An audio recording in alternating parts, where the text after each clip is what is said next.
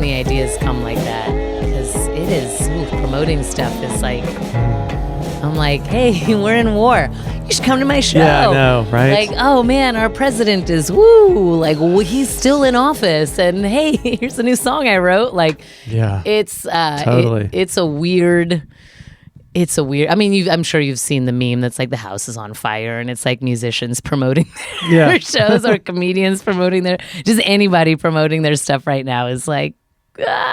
Yeah, I felt that way. Like, depending on the week, some weeks it's like real bad, some weeks it's just kind of bad. But the idea that I'm going to walk out and just be like, hey, here's some thoughts that I have on my life that are funny. I'm like, do I need to, for a minute at first, be like, hey, I know everything's Do we need a moment of silence? fucked up. I'm just going to be silly, but I don't want you to think I don't know, you know. But because I do feel like people come to the show to escape, you know. Exactly. I don't go to the show to hear about it. Right. But then, so I don't think you need to say anything about it. But when I'm the performer, I'm like, I'm always worried that I'm being a narcissist anyway, you know. So then when the world's like on fire and I'm just like, me, Yeah. Yeah.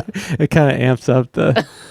But look, I love doing it, so I'm not going to stop. Yeah, especially in comedy too, because I feel like a lot of times comedians can make fun of yourself, talk about yourself in your situation. Like, I love comedy. It's the best. Yeah. I mean, it's all the best. I think comedy and music are the same thing, honestly. Yeah. Like I mean, like you timing, said, it's an escape. tone. Like people are like, ooh, let me go entertain me, please. Yes. Yes. Yeah. So, yeah. When did you start playing the drums? When did that happen? I started playing probably like 20 years ago. I should be amazing. Okay, yeah. Well, you sounded great. You have a nice feel. I watched the One Stop video. I kind of had that on. Oh, yeah. With you guys I forgot playing? we made that. Yeah, so I started playing drums the summer I graduated college. And, but I also like kind of became a mom that summer. I met my husband and he had 2 little boys. And, you know, I started teaching. I was an elementary school teacher. So just like, I would just play sometimes, you know. I've taken lessons on and off for years. And one of my goals, it was really COVID. It was COVID that like, we were home all the time. And that's when we started Hype Machine, was like, it's you and me, babe. Yeah. And so we both got some looper pedals and, just started making noise. And for a few years, it was mostly just improv. And we still do a lot of improv, but, you know, I sing and I play drums in that band. And I was like, I can't come up with vocals, melodies, and beats for like hours. So we have now a general, you know, we have like ideas. And we play, you know, we have some songs and then we have improv kind of around those.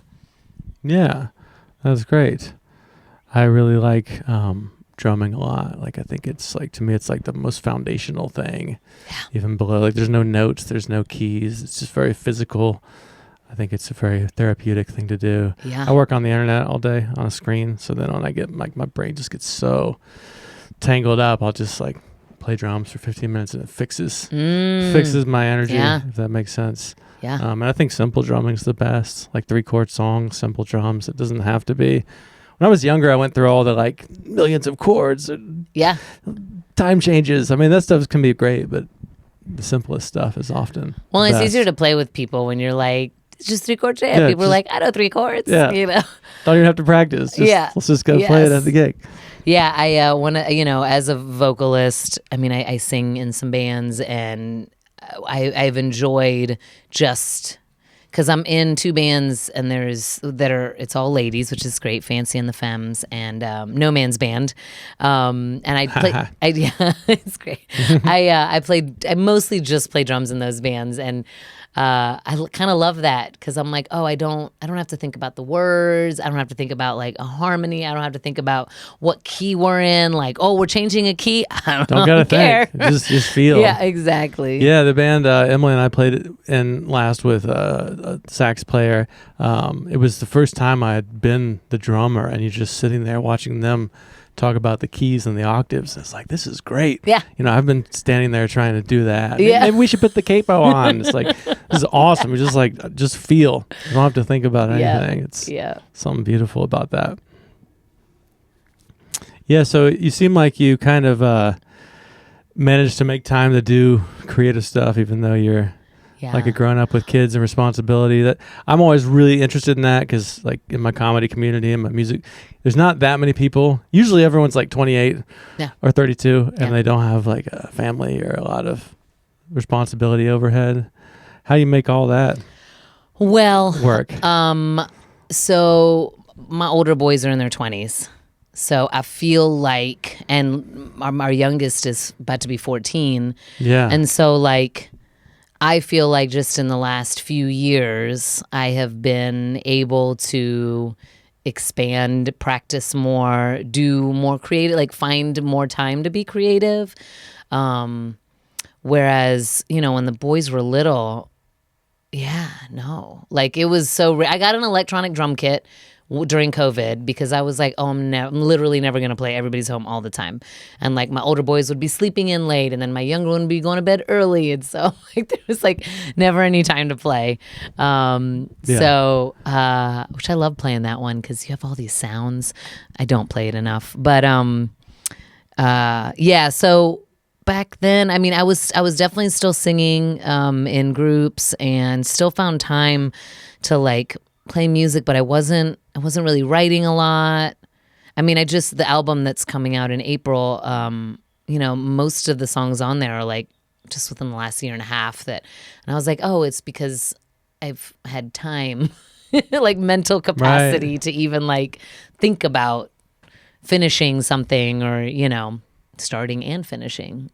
So Yeah. What's that process like? Do you tend to sit down with an acoustic guitar first, or do you like make a little voice memo of a melody idea? Definitely voice memos. Okay. And then sometimes guitar. Now I am married to a phenomenal guitar player, so he helped me a lot with this album because there's a couple songs that I'm like, okay, cool, here's my little 2-chord jam, and they'd be like, okay, well, what if we put this chord here, or like doubled this one, and that, he just had these like, I mean, he's a guitar player and a producer engineer, so he has like a different.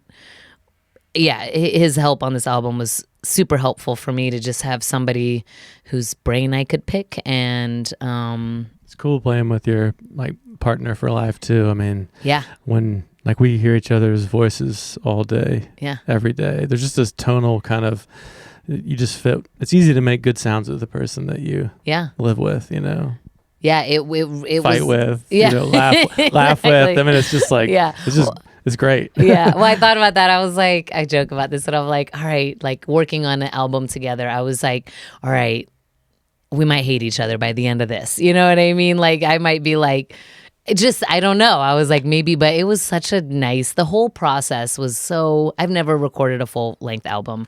I've recorded songs, and I've released a few singles. The this singles is my are great. first time being like, here's a body of work, Yeah, I feel like the last one I listened to is probably speaking to the current climate, I would guess. Oh yeah. Was it off the new album, Luchando? Yeah.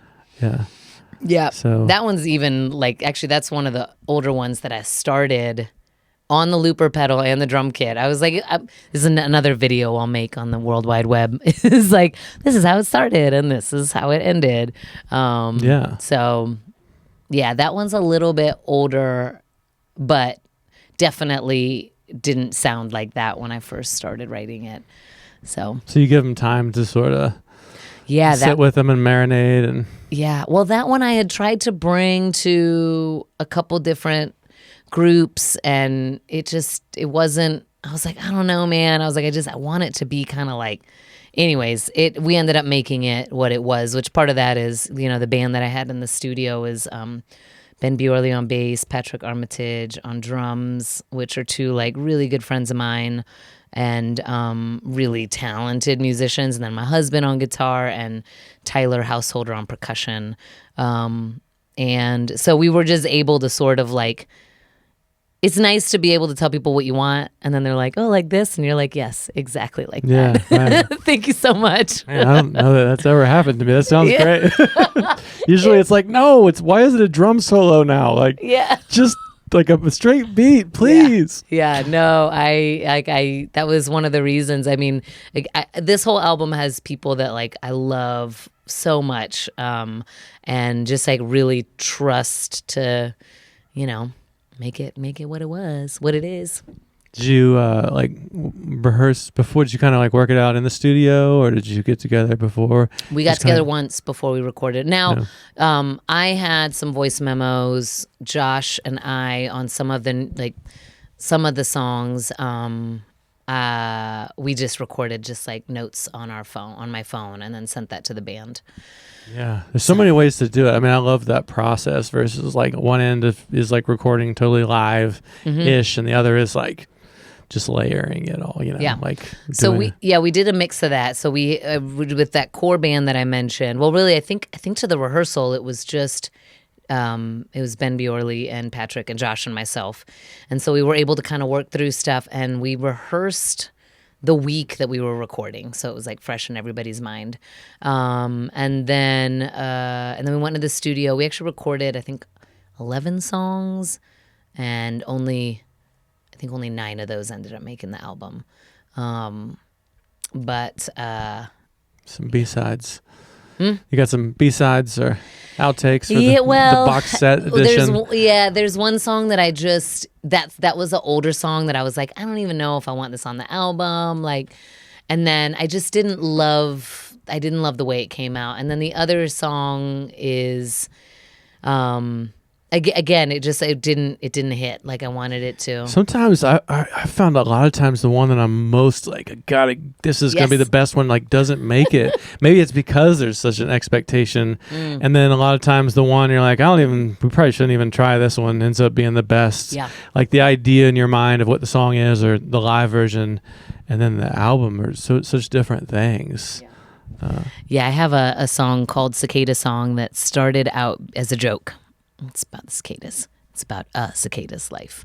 And I was like, this song, let's record it, but then it's probably not gonna, whatever. And we recorded it, and then I had my friend Sparrow Smith come in and play accordion on it. And I love it. It's one of my favorite songs. And I was like, the message is like so, it's a story of a cicada, but then the chorus is like, you're like, dang, man. Giving out some advice, this little guy, you know what I mean? So yeah, what's their deal there? Is they sleep for a long time and then they come back. Yeah, they don't go to sleep twice, right? They after one sleep they just die. They die, and then the next generation is in the ground for a long time. Yeah. So this past year we had the 17-year brood. Yeah. So they'd been down in there, and then what happens is they come up and they mate. They're only alive for like 2 weeks. And then the female, once they mate, she'll climb up into a tree and embed the eggs in, and then they fall to the ground. So at some point, we got little eggs falling to the ground, and then they come into the ground and they burrow under there, and just the eggs are like moving around and burrowing? They go underground, and then they live for like 17 years, and then they come back out. That's insane. I never knew they were up high. Yeah. Are they like microscopic where you can't see them? Or? That's a great question. Yeah. It doesn't really matter. We didn't talk about doesn't that. matter for the song. Yeah. It's not a science song. Somebody told me, they were like, that would be such a great song for like a kids festival. Yeah. I was like, is it? I was like, I am talking about like mating cicadas. But I feel like that's all right. Yeah, it's life. Yeah. Yeah, circle of life. The word mating's good, stick with that word. Yeah. Yeah, that's cool. I mean, it's almost like having less expectations. Like, I think you can over practice for the studio too, where it's cool. You guys just got together once, and then it's like, all right, whatever's going to happen is going to happen while we're rolling on it. Yeah. It's not like, no, last month we decided you're supposed to play that one part. Right. Well, and then after, like I mentioned, Sparrow came in to do, so I had horn players, Jacob Rodriguez and Alex Bradley came in, and they're on 4 of the tunes, and I said, and then I could send them like, here's the track that we recorded, and then at that point we listened to it enough to have some ideas, and I have cello and I have strings on another song with Elizabeth McCorby and Melissa Hyman, and so they came in on that song. Whew, it gets you in your feels. But yeah, it was cool to like listen to the song sort of in their foundational piece and then add elements. Right. Yeah. Yeah. Yeah. So for the show, are you gonna keep them become more foundational, or are you planning to have No. like lots of guest appearances? And Yeah, I have. hell yeah. I have. Don't make it easy on the sound man. Yeah. Well, yeah, no. Well, so yes, we'll have, there will be, I was like, the horns will be up there for most of the show. And then, Hell yeah. Love some horns. yes, yeah. And then I have 2 backup singers, and they both sang on the album beautifully. And then I have another friend, Susanna Baum, who's in Brazil, but she sent me some. I was like, I want her on this album again. I was like, I just had all these people in my life that I've done music with that I really admire, and just wanted them to come be a part of this project. Yeah. College was however long ago. It kind of feels like maybe this is some of the songs are recent, but it's the culmination of a lot of things. Yep. Like being a mom and not having time to write or record an album. Right. And then, yeah, that's exciting. How did you know? It was time. I got enough songs now. I got to finally do. What happened was that Echo Mountain was like, we're closing.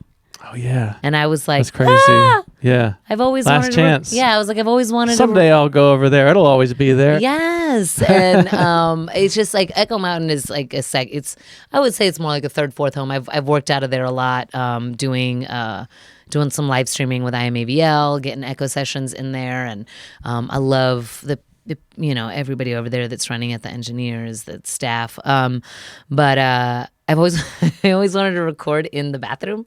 So have you ever been inside Echo Mountain? Yeah, but not for since it was new, 20 years okay, ago. Yeah. So there's a bathroom downstairs, and they're set up to record. And I just, for whatever dumb reason, was like, one day I'm going to record a song in here. And so the studio's closing. I'm like, oh shit, I got to hurry up and record in there. And then I was like, you know what? I have some stuff. It was really the studio closing that lit the fire under me to so I was able to kind of take songs that were almost done and finish them and get them sounding good. And yeah, sometimes you need that pressure, right? I think that if they wouldn't have been, I wouldn't have not be here today. So thanks, Echo Mountain. I'm glad you're back. Yeah, that is cool. That's kind of interesting that if Echo Mountain hadn't been ending, maybe it wouldn't happen right now. So good things come out of sad things. Yeah. So do you think you'll do you plan to do more touring and playing, or are you just going to do the album release and see how that goes? Or I've been offered a gig. I don't know. But I got offered a festival in West Virginia. So that's cool. And I'd love to play these songs again. My goal right now is play this album release. I'd like to do it again in the fall. Yeah. Just kind of do it again and add some, cause we'll play through the album on April 3rd. I want to do from front to back, just nice. as is. And then I'll do some songs at the end just to, extras. Because it's not that long of an album. Yeah. So. Yeah, right. It's so crazy. You work so hard on stuff and you're like, that's it? That's how long it is? And my son was like, Mom, it's not, because I was like, can you do this calculator? And I was doing my songs. And I was like, dang, that's it? Are we I've been talking working 30, months. something like that? It's 34 minutes. That's, right. But no one ever complains. Right. That an album, especially now. You're like, wow, our songs aren't 8 minutes long. Shame. Yeah, because I go back and listen to the stuff I grew up with, and I'm like, God damn, this Tom Waits album is an hour and 14 minutes. I'm like, I'm going to have to break this up into a few days, because life is just more busy now, or I have to shuffle it, because if every time I started at the beginning, I only get 2/3 of the way, so I never hear the end one. So okay, you appreciate a shorter album. Yeah, I think it's it's good to go, oh shit, it's over already? I better listen to it again. Yeah. Instead of how much longer is this? Right. Well, my son was like, it doesn't matter how long they are, Mom, just how good the songs are. And I was like, thanks, bro. Yeah.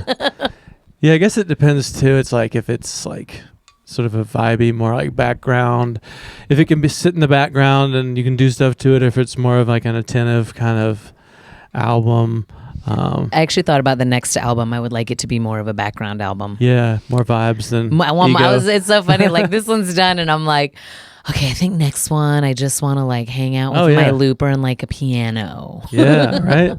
Do it, yeah. Isn't it weird how, when you're just how just mixing it and all the analyzing at the end of it, you're now that it's done and it's time to go promote it, it's like I want to do the opposite. I think I heard like Beck or someone saying like when he's on like the Midnight Vultures tour, he just wants to like do acoustic songs. You kind of like yearn to do the opposite side of whatever you've been doing. Yeah. I definitely am at a point where I'm like, okay, now I got to get like really excited about it again. And I have been, but there's like I'm not good at like too much me in the monitor, like to promote stuff. I'm just like, like I shared something today, and I have a single coming out next Friday on the 13th here, and or this whatever March 13th, probably already out. From the time of this release, right? Maybe. Good question. Yeah, it's fine. It's gonna be close. Yeah, March 13th, 2026. Anyways, I have a song coming out, and I did a promo the other day, and like it almost got no traction. And I was like, I gotta put my face on this one, because like that's just like you said, some dumb little video of like, you just like never know. But like sure enough, I'm like just a little picture, and I'm like, okay, it's already got more traction than the other one that was just like not.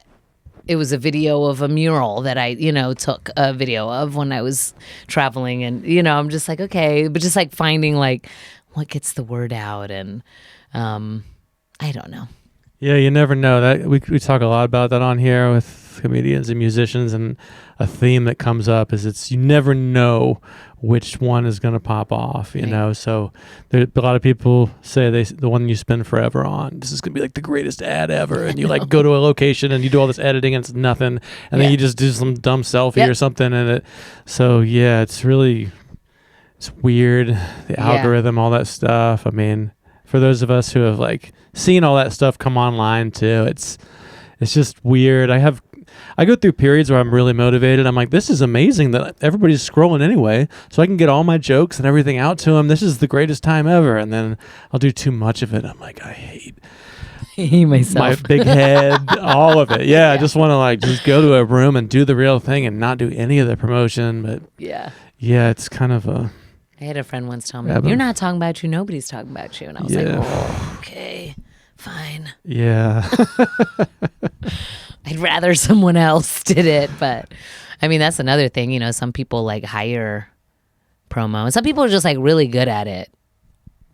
Yeah, and it's like, I mean, from what I'm hearing about you, it's not like you've been being like, here's my album, here's me, like every year for the last 20 years, like some like me, like some people have done a lot of. So I think it's like, this is your time, like you supported a lot of other people's, played drums for other projects, and this is your time. So it's like, you shouldn't feel bad about going all in. Yeah, and put your face, put your name. Yeah, and I have my friends. I have some girlfriends that have recently. I was like, I'm kind of over it, but I'm not. But because I'm like excited to shit, because I'm like I've released. I'm like, oh, I did a Tiny Desk. That's one song that like I kind of shared with the world. Mm-hmm. But you can't download that one yet. But then, I'm like, release this one. I'm going to release this other one on Friday. And then, I was like, there's so many other ones that I'm like excited to share. But anyways, I've had girlfriends that I'm like, it's just, and they're like, no. Like exactly what you just said. Like, this is like, it's time. Like somebody writes a book. That's what you've just done. And I'm like, okay, I guess. It's a 34-minute long book. So. Perfect. That's as long as. That's the attention span. Yeah, I mean, you're talking before we rolled about listening to albums front to back in the order. And I feel like maybe there's some kids that are doing that. Almost like listening to vinyl is cool. Like it's cool because it's old school. Yeah. But that was just what we grew up with. That's just what you did. So it's kind of hard to shake that, having the album say one thing and be in intentional order. That's cool that you're playing it in the order at the show too. Yeah. Like you spent all that time doing the order. So yes. Yeah. Yeah. I think, has the right comes in with like, wah! And then ends with a little bit of that. And we ended up throwing one cover in there. It's like a traditional Puerto Rican song called En Mi Viejo San Juan, and it's been covered a lot throughout the years. And it's basically this song about like longing for your homeland.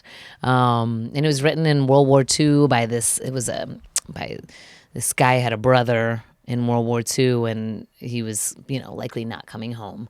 And so that was like, anyway, so that song, like, I wasn't born in Puerto Rico, but my family's from Puerto Rico. That it's just like it has this sense of like, I don't know, that just like nostalgia. Anyways, we filmed it. We filmed the music video in Puerto Rico, in Old San Juan this past summer. And I was like, well, it was my mom. She's like, you better put that on the album.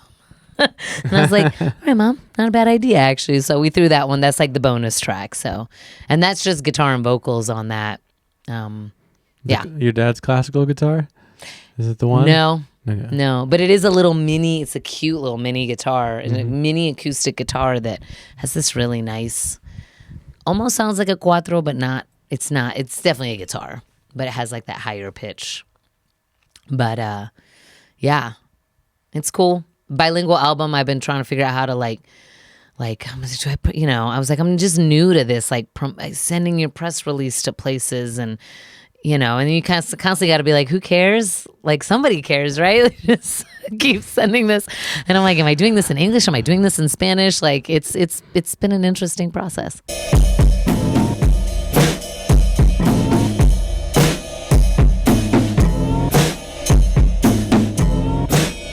I think that sometimes it can be easier if you. Yeah. I definitely have friends that have pretended that they are not the lead singer of the band. Yeah.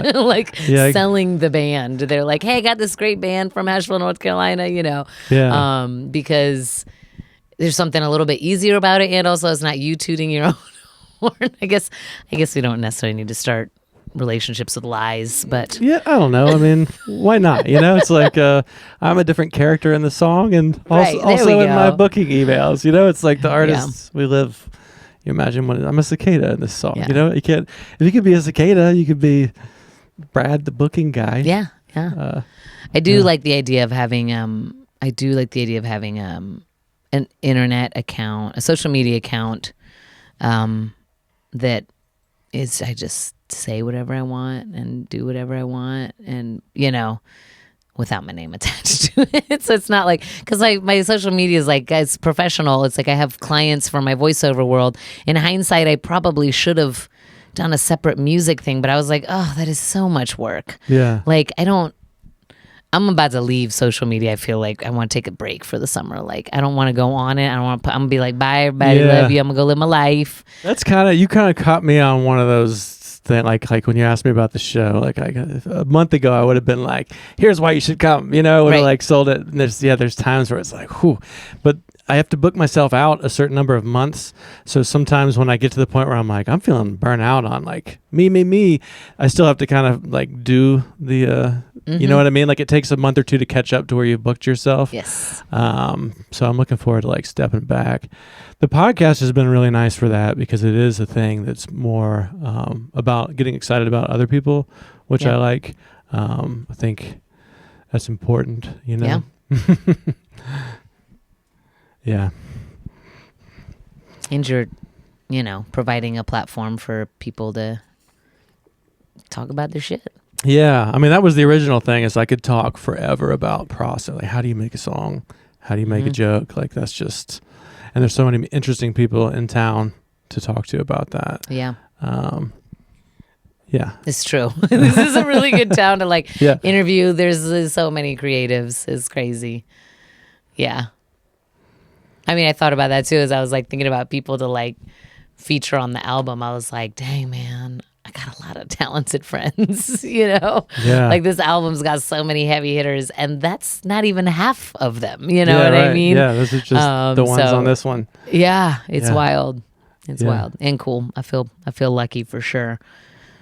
Yeah. Yeah, so something we haven't talked about is you also do voice acting. I do. Did that also start in college with the other things? That I've been doing for about 12 years. How does one fall into that? Right. I had started taking some acting classes, the Actors Center of Asheville. It was in Black Mountain. And it was really like, I think my son, my youngest, was like 1 And I was like, dang, man, I got to do something that's like, I'm not anybody's mom. I'm not anybody's wife. Like, I just wanted something that was like, be my own person. Yeah. And so I started going to acting classes, and it was so nice to just like be me. Like, I hadn't been that way in a long, since college, you know?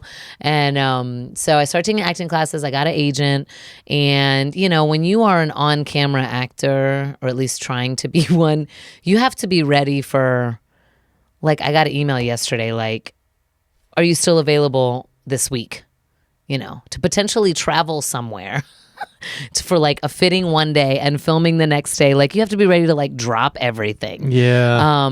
And so, so in my process of like getting an agent, like I was working commercials and stuff like that. I was like, what can I do that's like part-time? And so I started looking into voiceover, and I thought originally, I was like, oh, cool, I could do this part-time. I dabbled in a little bit when I was like 13, 14 in the DC area. And, anyways, so I started listening to podcasts. I started going to like group coaching sessions, and I pretty quickly found out like, okay, you can't really, you could try to do this part-time, but you're not really going to make that much money doing it. You're not going to earn a living, which is kind of what I was trying to do. So yeah, anyways, I spent probably like 3 to 5 years just like trying to grow it. And, you know, I was working, like I was selling health insurance for parts of the year. And then I was like driving Uber, and I was waiting tables, and I was doing all this stuff at night so that I could be available for the working day, because the way voiceover is like, are you available tomorrow? Or like, oh, hey, you know, it's very rarely is it like, I had a session booked last week for Thursday, and I'm like, wow, look at that. Yeah. But like, there are days like this, you know, where I'm like, it's Monday, and I'm like, sweet, I don't have any jobs. And then I'll get booked out, you know, Monday or Tuesday, then all of a sudden. So again, another job where you have to just kind of, so I had to make money but still have the time. So I juggled a lot for a few years, and also had a family. So it was, that's crazy. It was chaos. Most people don't keep creating under those circumstances. Yeah. It's like, I don't know that I was creating a lot at that point. I think I was just like a little bit of a spark. Yeah. Yeah. It's like Some driving embers. Uber after putting my kids to bed, after, you know, just like being trying to work and then being a mom. And it was a hectic time, but it worked out. So I'm like, and now I'm like, yeah, that was back then. Yeah, that's crazy.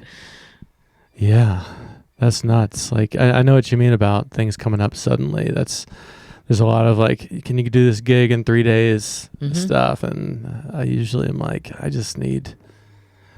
I'm a career dad, you know, it's hard to do things at the last minute, you know? Yeah. But it's also really hard to say no to like awesome things too. Yes. You're like, you're going to have to give this to one of those 29-year-olds because I got right. I got places to be. Yeah. I got to drive someone somewhere, and I got to feed them. Yeah. I tend to really like to plan stuff out too. I really like for me, it's like, I think we put this on the calendar like a couple months ago. That's kind of my ideal thing. Yeah. But that's not how the creative world works. Yeah. It's true. Yeah. Are you still doing voice acting? Yeah, every day. I just came from a session. I mean, every day is a blessing for sure. I don't work every day, but I would like to.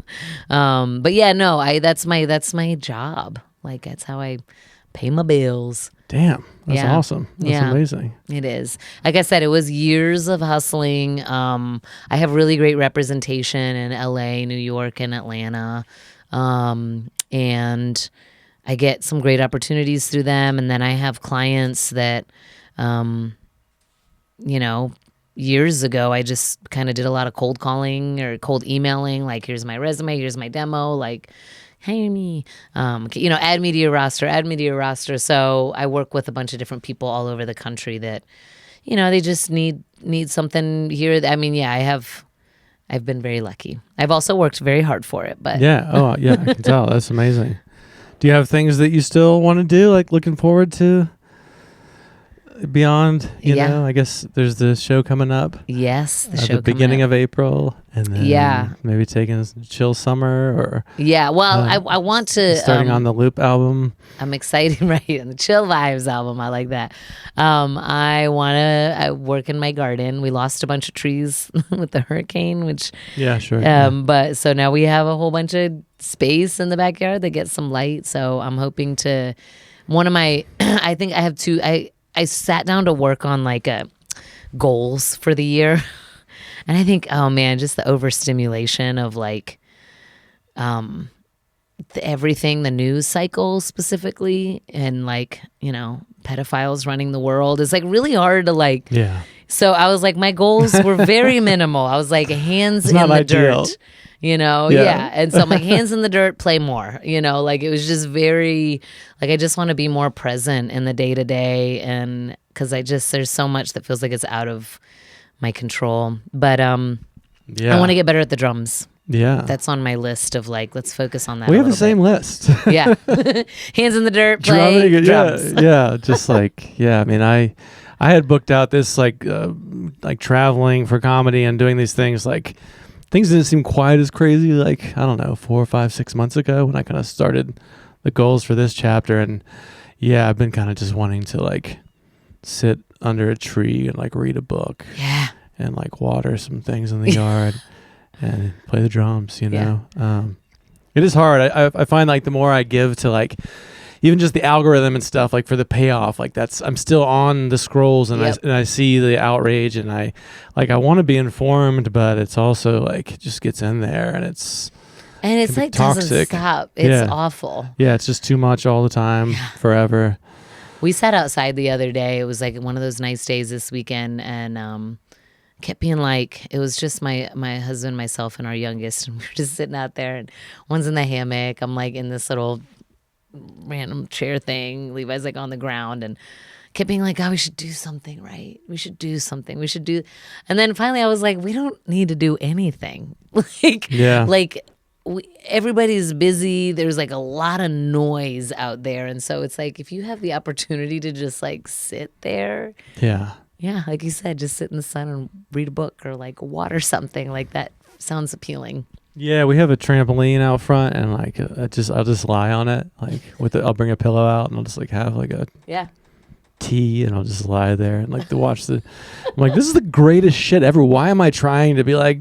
Why are we out here like paying bills? Yeah, like gotta write more jokes, gotta produce more. It's like I don't know I'm like so goal oriented and such a go type of person that I think I'm 46 now, so I'm kind of like reaching this point where you can sort of see the end, you know, a little bit coming, and you're like, do I want to spend like have I kind of proved to myself whatever I need? Like, what am I? It's like successful yet? Yeah, right. Like, so I'm starting to like there's like a midlife kind of thing going on where it's like just trying to get to the next gig or whatever is still cool, but. Yeah, just doing nothing outside with people that you love. It's like, I think that might be cooler than like trying to be like. That reminder, I mean, you think about like, you know, it's just like in teachings of like being in the present moment, how that's like the thing. And we don't do that. No.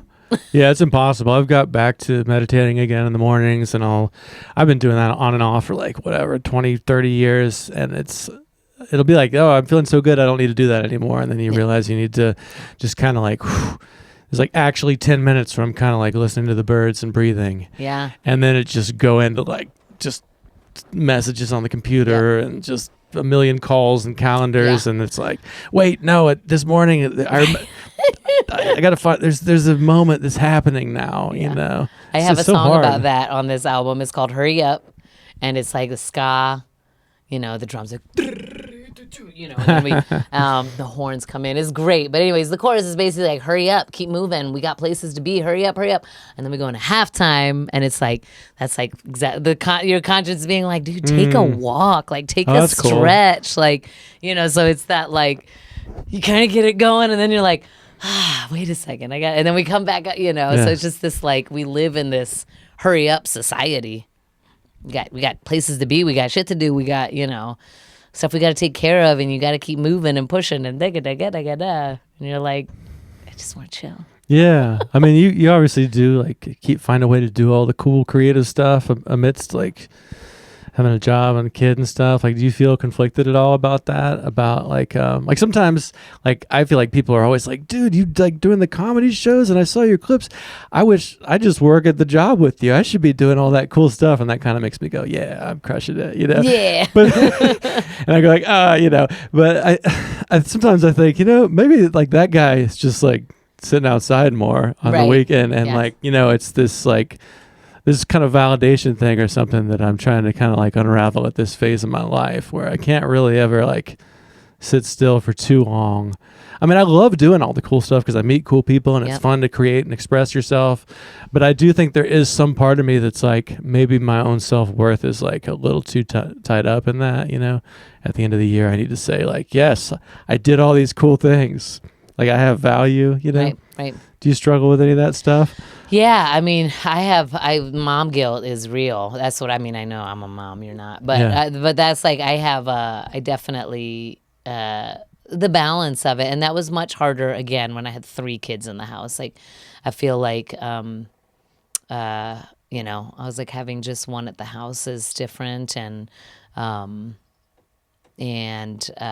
so it's a little bit easier, but even it's actually not because he doesn't have anybody to play with, you know. So when I'm like, oh, I got to go do this now, the perk of being a self-employed person is that I can, you know.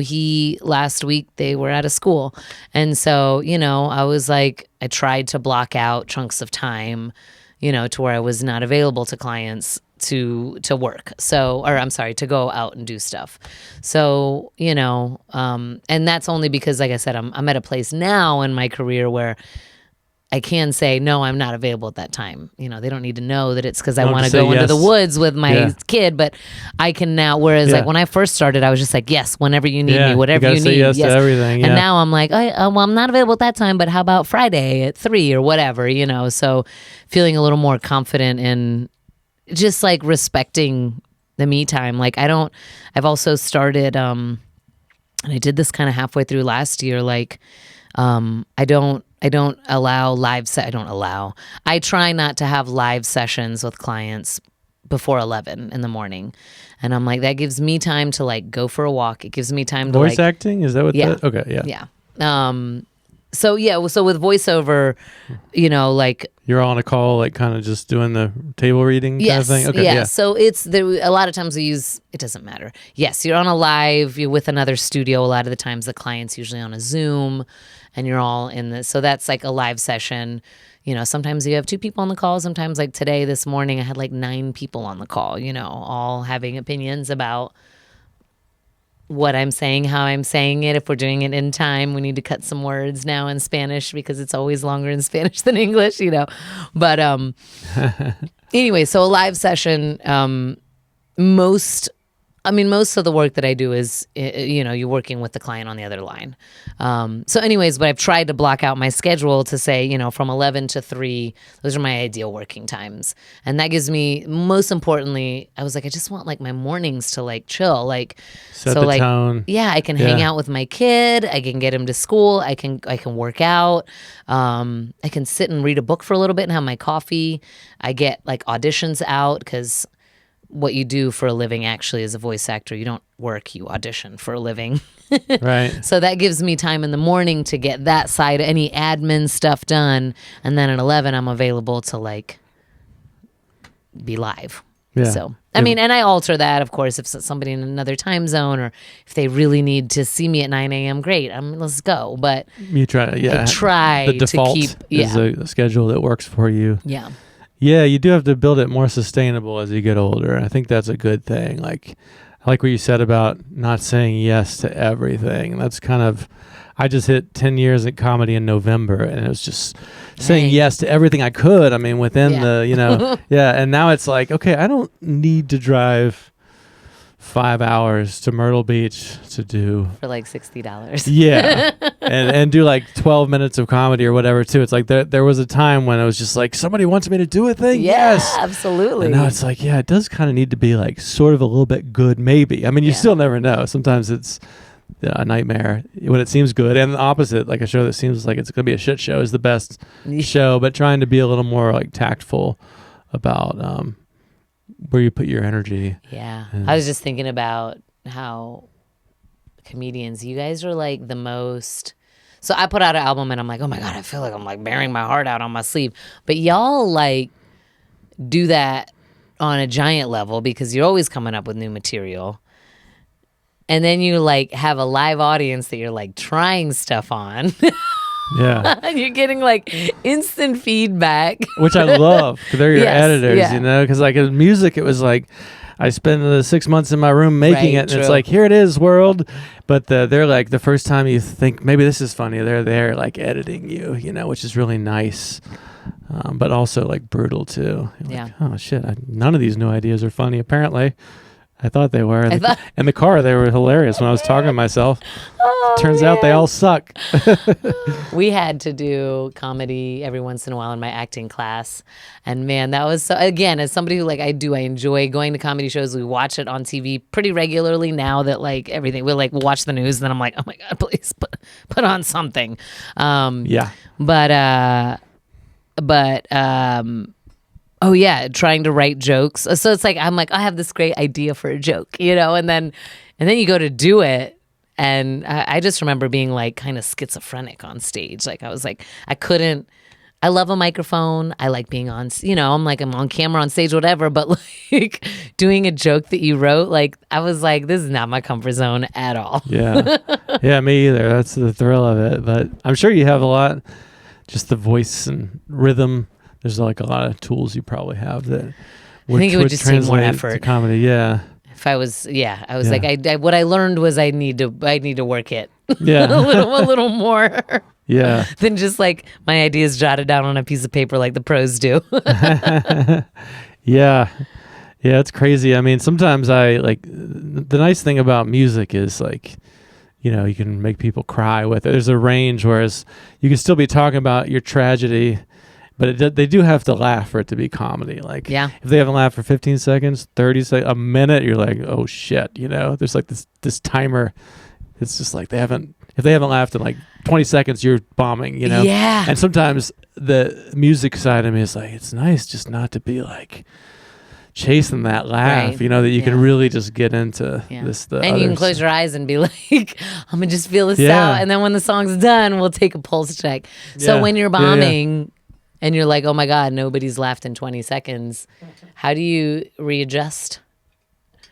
Where I'm at with it now is like the rookie me would be like, yell more, move more, jump more, you know, and it's just the opposite. It's like sit down on the stool, take a thoughtful sip off your drink. See if anybody wants to heckle you, because then it's like, Then you got something. yeah, you got something. And I think that talking with them, it really helps reset it, like crowd work. Even if nothing hilarious happens, you can only talk at people so long before they're like, fuck this guy, you know, he's just talking at me. So like making them part of it. You like crowd work? Yeah, I do. I mean, you kind of have to, like when you start going long, like you kind of, like on Friday, I'm going to try to do 40 minutes. So it's like, that's too long to like have me talk at you with thing, you know? So it's like, there have to be little places. Yeah. And do you plan those kind of strategically? Like after this joke, I'm going to open up. I try to have little things, like I got one where I'm like, my last name's Cox, you know, I wouldn't have picked that. Anybody else got any last names they would not have picked? And then you can kind of just like, maybe something funny happens. Maybe it's just, but you still kind of like, you can feel people go, oh, I'm not watching this on the screen. Like this guy's talking with us. Yes. So there's like kind of these little things. But the main thing I notice when I watch the tape back is like anytime anybody interrupts, unless it's like a really obnoxious drunk person that's like doing it the whole time, which happens. Oh, yeah. If it's then like stop the plan, stop the script in your head and go with it, because it's so much more exciting to make something happen. It's like going to Echo Mountain and like making it happen. Yeah. When you didn't even know what it was going to be. Like that energy is just so much more alive than like I wrote the script in my head and I'm performing they can sense when you're like memorized, you know. So trying to keep the script enough, but then also be like limber and agile enough to like go with and trust. Yeah. And that's like, it's that space. It's Like That's the fun happens. The next 10 years is like that space. Yeah, it's Yeah. alive in the room. It's like, we're doing this. I'm not doing this at you. Yeah. The acting is similar in the sense that like you can learn all your lines, but then the interaction you're having with that person is the meat of it. So Right. like the words Chemistry. could be the same, but I remember I studied Meisner for a while, and the teacher used to be like, he's like this, and he's like, this is the space between the interaction that you're having with the other actor, or in your case with the crowd, that like, sure, you got your lines back here, you have the meat of what you want to say, but then it becomes real and more fun to watch when you like kind of can let that go and be in the moment. Yeah, totally. I mean, and I haven't done much acting or anything. I never did plays or anything growing up. So it's like, I have to remember I have like 40 minutes of material, and I have to kind of know those beats and those punches, but then at the same time be totally just like listening and open and ready to go. And that's doing both is hard. I find that when you go to open mics and see new comedians, they're almost always like, they're so scared they're going to forget what they've memorized, that they're just like rigid, and the audience can smell that, and it's not good. Whereas just to go up with no jokes and just be present, I think is actually a much better way of starting than going up with like a script, which is what I did. There's a lot of trust and confidence that it takes to not know where it's going to go and go there with them. And I think I think also that takes like years, like 10 years in, right? Yeah, you're like that's experience. Having worked in this room, it's just like that's wild to say, oh, I've done this thing for 10 years. That's a long time to do anything. Yeah. I think it takes so long too, which is crazy. And some audiences are like scarier than others too. So it's like that, having that looseness, like some audiences is like, oh, this is like, the people are nice. They want to laugh, Yeah. I did a Narcotics Anonymous group meeting a few months ago, and they were amazing, but it was like very intense, It's like, yeah. It was just like, did you feel like you had to censor what you were saying? I felt like I needed more the filthy shit to say, because like I think that that group had been through so much, and they kind of get together and they talk about like the most traumatic, craziest shit. So it almost felt like I was like it wasn't like it was not just insane, like it, I don't know, it needed to be more extreme. You know what I mean? Like it was interesting just trying to get to where you can feel, you're not just doing what you do, but you're like, you can kind of feel like the resonance of like the shared vibe. And that one was just really like a kind of a cultural difference to me. Yeah. So yeah. It's cool. It's all just music though. I think it's the same as music. It's like rhythm, tone. Like if you go all the way, if I were to master comedy or music, I don't think you ever fully get, I think it's like this, at the end of it, it's the same. It's like being like simple, not afraid to be simple and present, but you're also listening and aware. And you have something to say that you've written and crafted, but you're also like just totally like present with them. It's so hard. It's like, that's the thing I want to get as good as I can at before I die, Yeah, I definitely think about that. I'll get in my head sometimes, especially with Hype Machine.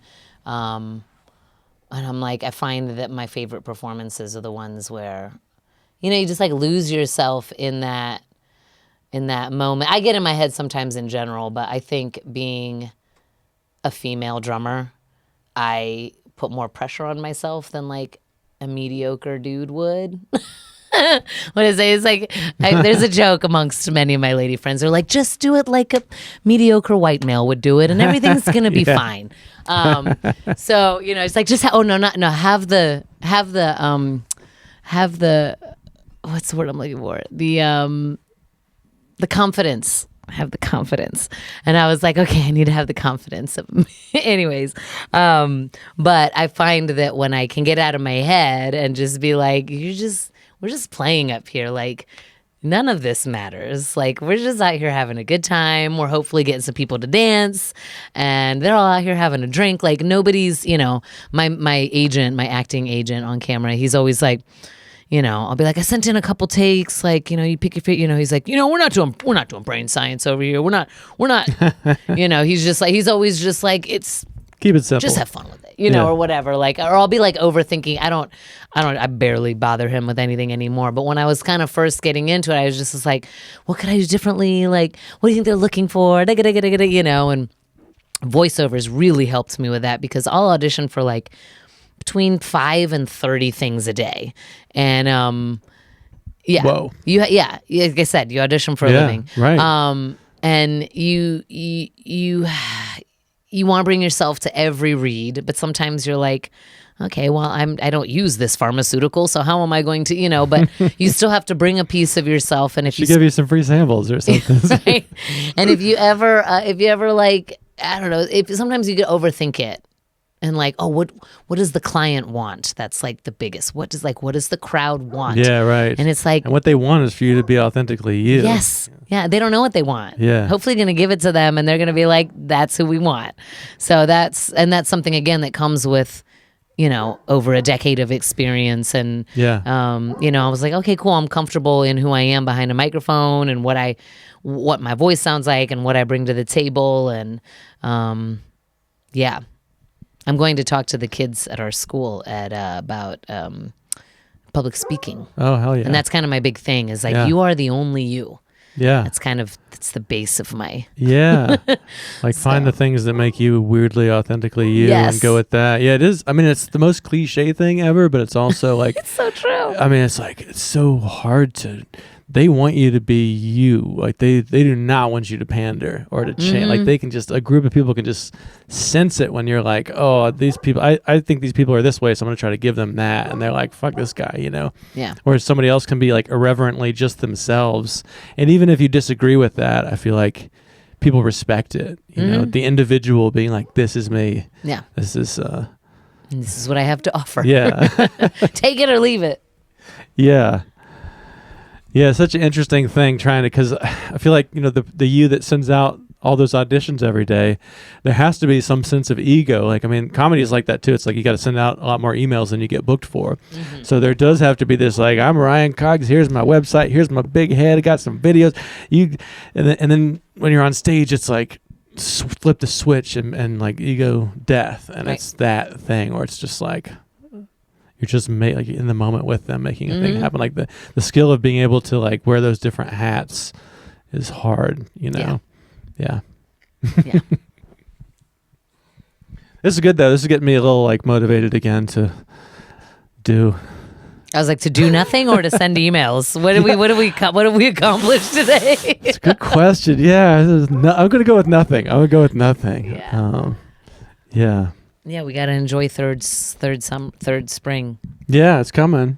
Well, this is cool. We got our time here. This is nice. Actually, I've been on a hiatus. I haven't done a podcast in like, I don't know, 6 weeks or something. Okay. So this has been cool. Like getting back into it with back you. in. Yeah. Cool. Well, thank you for having me. This is great. I listened to a few episodes. I was driving. I forgot where I was going, but I listened to Hillary Bagley because I'm a big fan. Yeah. And then I listened to someone else. Whose name? I feel like there was like 3 of them though, because I was just on your channel. So it was great. It's like I said, it's nice to like hear other creatives talk about their whatever, all the things. Really, there's a lot. We all wear a lot of hats. We're like, we're the social media person, we're the booking person, we're the sound person, we're the all the things. the engineer, we're the producer, it's like ooh. Yeah, and this space is kind of like it's practicing that thing we were just talking about, where it's not. I don't know where it's gonna go, Like like it's a trust kind of like just see what happens kind of thing. When I started the podcast, I would have questions and I would like ask them, and then inevitably we would go off on some tangent I didn't plan, and then that would be the best part, and that kept happening. So now this is kind of like more like crowd work than comedy on stage. This is more like improvising than playing the tune with the chart. So it's cool. It's a cool exercise. It's a little nerve-wracking. I listened, and I feel like in one of the podcasts you said that you're like, I used to come with questions, and I was like, okay, cool. Okay, so we don't, because I was like, should I ask him if he's got specific questions? And then of course when there's nothing scripted, you're like, I just hope I don't say something stupid. Yeah, and if there's anything like, it's very rare that somebody's like, Can you drink that out? The example I always use is somebody was like, when I called my dad racist, could you take that out? I'm like, of course I can take that out. Right. So it's like, you know. He might tune into this. Yeah. He might like get 45 minutes in and be like, hey. Yeah. And maybe he needs to hear that, actually. Maybe that's a right. You're like, should I call your dad racist? I'll just change it so it's me saying it. But yeah. I heard your dad's a racist. Whoa. But yeah, it hasn't. Yeah, it's kind of there haven't been like as many issues with that or anything like that. So if there is something that like you think of, yeah, you probably got like at least 24 hours to let me know if there's okay. anything. But I do kind of like have a part of my brain that's like on that, you know, like it's a trust thing. I wouldn't want you to start, if I felt like you were saying something that you wouldn't want on the internet, I would try to steer it away from that. Yeah. But then also it's like, it's kind of an exercise in like vulnerability too, I think. Like just kind of trusting that, I mean, there's hundreds of hours of me. You could take things out of context and make me look like a real dick, but I feel like the connections and the good things that have come from it outweigh that. So it's worth the risk. Well, I appreciate you having me, little old me, out here. I didn't have to travel very far. Yeah, I'm excited to hear the whole album. Yes. CD. So yeah. Marisa, thanks for coming on. Thank you. Bye-bye.